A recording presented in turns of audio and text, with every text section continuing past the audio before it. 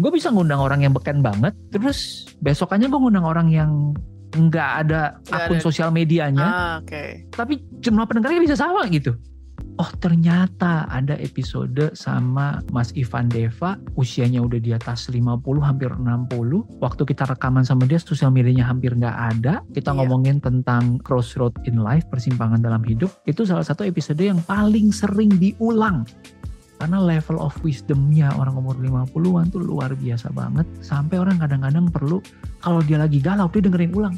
Karena didengerin di momen yang berbeda dalam hidup. Itu dapat insight yang berbeda lagi. Obsesif, ngobrol seru, skills for first jobbers. Halo teman obsesif, sebelum mendengarkan, jangan lupa follow dan beri rating terbaikmu untuk podcast Obsesif di Spotify. Serta nyalakan notifikasinya ya, supaya kamu bisa terinfo setiap ada episode terbaru yang tayang di hari Kamis dan Minggu.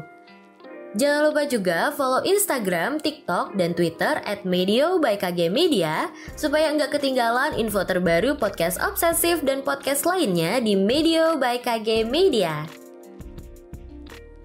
Teman obsesif, fakta yang mungkin nggak banyak orang tahu nih, sesungguhnya Obsesif yang dimulai pada tahun 2018 adalah buah inspirasi dari podcast 30 Days of Lunch karya Felixandro Ruby bersama rekannya Aryo Pratomo.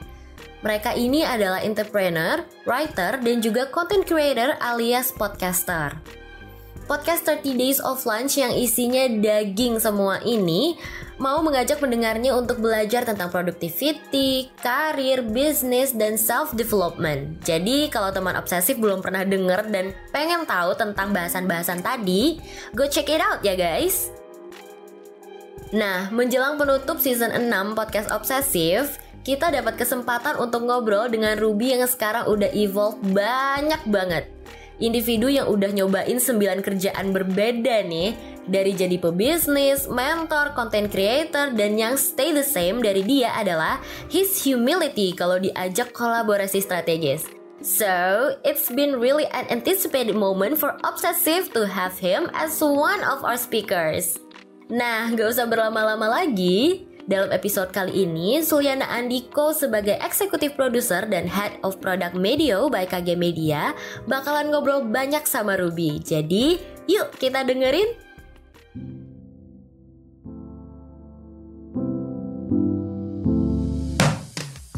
Selamat datang Ruby di podcast Obsesif. Wah, udah lama banget pengen ngundang Ruby nih, baru kesampaian sekarang. How are you Ruby? What's new about you gitu sekarang? Thank you Suli, thanks for having me. Kondisi baik, kalau ditanya kabar, obsesinya masih sama gitu ya. Masih di bisnis dan senang berbagi, makanya bikin konten, ada podcast, ada buku You Do You.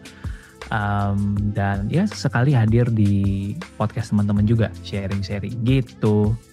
Jadi kesibukannya masih konten kreator ya?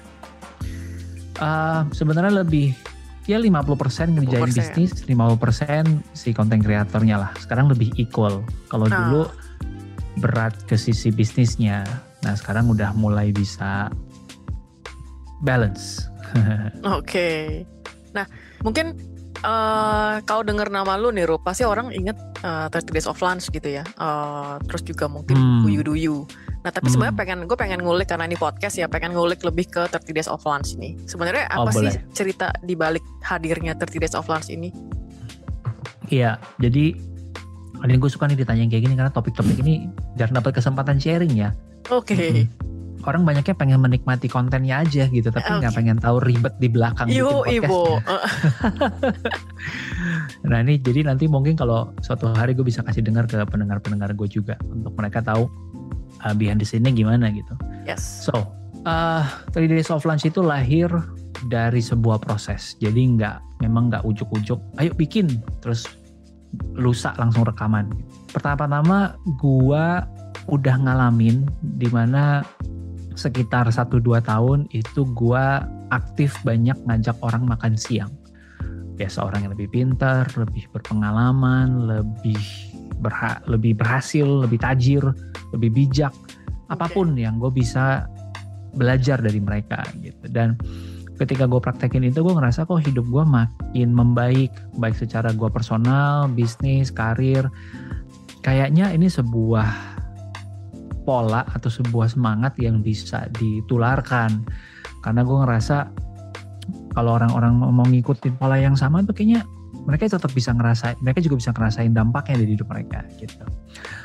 Nah itu yang pertama. Tapi yang kedua gue rasakan adalah ternyata waktu gue diajak untuk jadi pembicara di luar kota gitu ya, itu gue suka nanya gitu, teman-teman ngajak gue ke acara ini, emang biasanya setahun ada berapa kali acara kayak gini? Rata-rata menjawab paling 2 mas. Loh kendalanya apa? Oh ternyata memang mereka punya kesulitan di mana narasumber-narasumber yang mereka pengen undang itu, ya kan, rockstar-rockstar yang keren itu, rata-rata terpusat di Pulau Jawa, lebih spesifik lagi di Jakarta gitu. Nah sehingga gue ngerasa, waduh, kok kasihan juga ya. Ternyata Indonesia ini bukan hanya ketimpangan dari sisi edukasi atau pendapatan, tapi juga akses ke hal-hal seperti ini gitu. No, jadi gue kepikir muncullah yang ketiga alasannya. Kenapa enggak gue rekam? Karena gue ngerasa gue punya privilege bisa ketemu dengan orang-orang ini dan orang-orang yang gue undang ke podcast 3 Days of Lunch. So far udah 90 episode. Gue juga bisa karena gue dekat mungkin secara jarak, gue bisa ketemu dan rekam. Ya udah gue berikan ini secara gratis di platform podcast gitu, di Spotify dan di YouTube gua gitu kan. Mungkin 3 itu kali ya, karena kalau mau dipanjangin lagi bisa panjang banget. Gak kelar-kelar nih kayaknya ya. Gak kelar-kelar karena alasan bikin itu banyak banget, tapi 3 itu menurut gua yang jadi trigger utamanya gitu. Oke. Jadi the biggest challenge-nya apa sih Rup saat bikin podcast ini? Iya, seperti layaknya banyak orang di luar sana ya, kalau melakukan sesuatu yang baru, konsistensi paling susah. Konsistensi. Iya, pada saat kita pertama mulai podcast ini 2018 ya, banyak teman-teman yang juga ikut gitu bikin podcast. Hari ini 4 tahun kemudian orang-orang yang sama sudah tidak ada lagi. Oke. Yang 2018 bareng-bareng nih waktu itu ya, banyak yang udah rontok gitu ya, yang tersisa tuh sedikit banget. Iya. Nah, itu membuktikan bahwa konsistensi is one of the hardest thing. Iya benar sih, gue akuin itu sih gitu.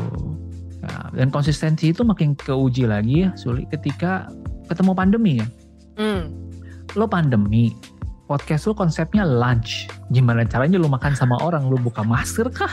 Itu kan gak mungkin gitu. Lu ajak makan aja udah kayak, are you for real? Iya.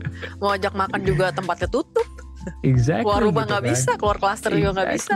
Exactly gitu. Orang lagi ngeri-ngerinya kan. Tapi guess what? Kita tetap bisa rekaman walaupun dengan segitu banyak keterbatasan, limitasi, capeknya, ribetnya. Kelar tuh 90 episode sekarang. Nah itu menurut gue yang menunjukkan bahwa do you really want to do this or you just want to enjoy it ketika lagi gampang, ketika susah lu nyerah. Menurut gue itu. Oh jadi serius ya? Iya, jadi serius. Karena menurut gue tuh juga kayak pandemi itu karena lu terbatas ya. Jadi akhirnya lu jadi kreatif bikin sesuatu. Tapi itu memang saat ini lu diuji sih. Lu emang pengen serius apa enggak? Benar. Seperti halnya akhirnya kalau podcaster gitu ya dia akhirnya harus invest di mic yang oke. Kayak lu nih, lu beli mic yang oke, terus beli mixer segala macam. People jadi getting more creative dan ternyata bisa rekaman pakai online nih, pakai Zoom online. Betul. Nih. Tadinya yang Zoom recorder ya pakai Zoom online gitu. Benar. Satu lagi koneksi internet yang bagus. Karena kalau enggak minimal 20-30 Mbps sih good luck. Kualitasnya bakal belah banget gitu. Iya, bener banget sih, bener banget. Dan kayaknya kalau gue lihat ya, yang masih survive bikin podcast, karena Obsesif ini kan juga sebenarnya lahirnya nggak beda jauh sama 30 Days of Lunch. Kita 2018 juga waktu gue masih awal-awal muncul. Oh wow. Jadi waktu itu gue sempet nanya si Segario, memang nanya Aryo, kayak gimana sih lu bikin Tidol pakai hosting apa? Akhirnya gue ikut tuh pakai Paipa, berbayar kan segala macam. Jadi cukup niat lah, karena waktu itu gue ngerasa ngobrol sama orang itu selain brings new perspective, gue juga bisa belajar karena gue sebenarnya orangnya sangat introvert dan cukup kayak ketemu orang tuh gue suka awkward gitu. Iya sih, jadi kayak banyak ngobrol terus jadi banyak belajar, jadi kayak makin sadar banyak nggak taunya gitu ya. Tapi sekaligus juga bisa sharing ke orang-orang sih. Jadi gue setuju sih sama lu sih. Kayak niatnya tuh memang pengen sebar knowledge gitu. Bener. If you know your why, you can overcome any kind of how. Mau caranya gimana juga lu akan make it happen gitu. Karena why-nya kuat kan. Alasan lu ngerjain ini tuh kuat gitu. Iya benar sih, benar. Ya dan sampai ini sih, mungkin gue jadi cerita dikit nih gara-gara lu. Jadi akhirnya ya it landed me tuh. Akhirnya sekarang pegang project di KG Media yang memang spesialis di podcast. Jadi kayak mungkin kalau gue bisa reflect dari perjalanan lu, kadang-kadang kayak gue ngeliat iya ya lu tuh bikin 30 Days of Lunch, terus kayak you never know what's gonna you never gonna know what life's gonna throw at you. Ya. Gitu. Ya nggak sih, kayak gue liat lu kayak lu bikin mentor gue, lu bikin ya itu kan apps kayak referensi buku ya, audiobook. Terus lu juga bikin Tidol, terus sekarang bikin Money Actually, lu jadi penulis juga gitu. Kayaknya kayak dari Tidol itu gue ngerasa lu kayak so evolving gitu. Ya. Bener sih. Ya mungkin itu sedikit efek samping dari bertemu dengan begitu banyak orang yang inspiring ya. Tapi memang kalau bicara buku itu sesuatu yang udah ada di hati gue tuh dari bertahun-tahun yang lalu gitu. Ada seorang mentor yang ngomong sama gue, legacy yang paling minimal yang bisa kita tinggalkan adalah ya buku gitu. Karena satu, lu bisa nulis kapanpun lu punya waktu luang, tidak ada batasan waktu, bisa dicicil dikit-dikit setiap hari atau kapan lu lagi lowong. Dan pengalaman kita itu kan unik ya. Pasti setiap orang ada sesuatu yang bisa dibagikan gitu.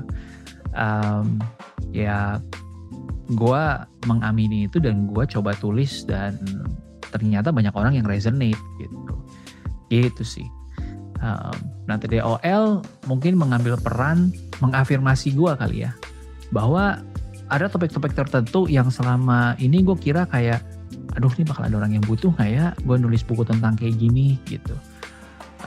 Kan my book is pretty much like buat mereka yang before 30 dan ngerasa lagi dalam persimpangan hidup gitu ya. Either itu quarter life crisis, either mereka ngerasa bahwa mereka pengen advance dalam karir mereka, either mereka pengen bangun keuangan mereka lebih baik lagi. Topik-topik yang gue rasa kalau kita tahu itu semua umur 20, di umur 20-an atau lebih awal dalam hidup akan sangat ngebantu.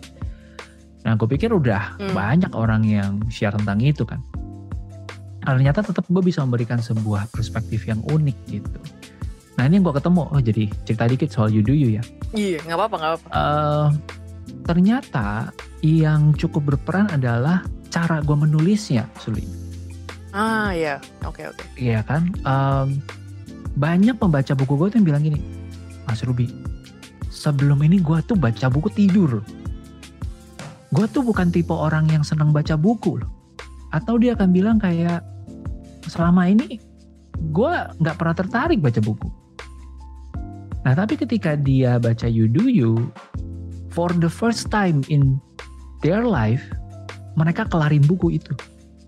Atau bahkan for the first time in their life, mereka gak ngerasa ngantuk bacanya. Nah itu yang menurut gue cukup enlightening. Karena ternyata ya itu yang bikin gue berbeda salah satunya selain kontennya, cara menulisnya. Tentunya ini juga jadi pro dan kontra ya Suli. Karena banyak orang-orang yang udah terbiasa baca buku yang berat-berat ya, buku yang kompleks. Mereka tuh baca buku gue ngerasa kayak, ini apaan sih kok berasa cetek gitu. Karena kan buku gue tuh chapternya banyak, setiap chapter pendek-pendek kan. Mungkin 5 halaman maksimal satu chapter gitu. Sementara mereka terbiasa baca buku yang dari satu chapternya 40 halaman gitu kan, 30 halaman. Padahal panjang lah ya. Iya, padahal setiap chapternya gue itu gak kalah dalamnya risetnya, gak kalah pengalamannya yang harus gue alami dulu baru gue bisa ceritakan. Tapi karena bentuknya lebih short form, mereka dapat kesannya kayak cetek gitu. Nah, nah bahasanya jadi, soalnya relate jadinya. Bener, apalagi gue pakai bahasanya gua lu ya. Iya, bener. Jadi kayak ngobrol sama temen.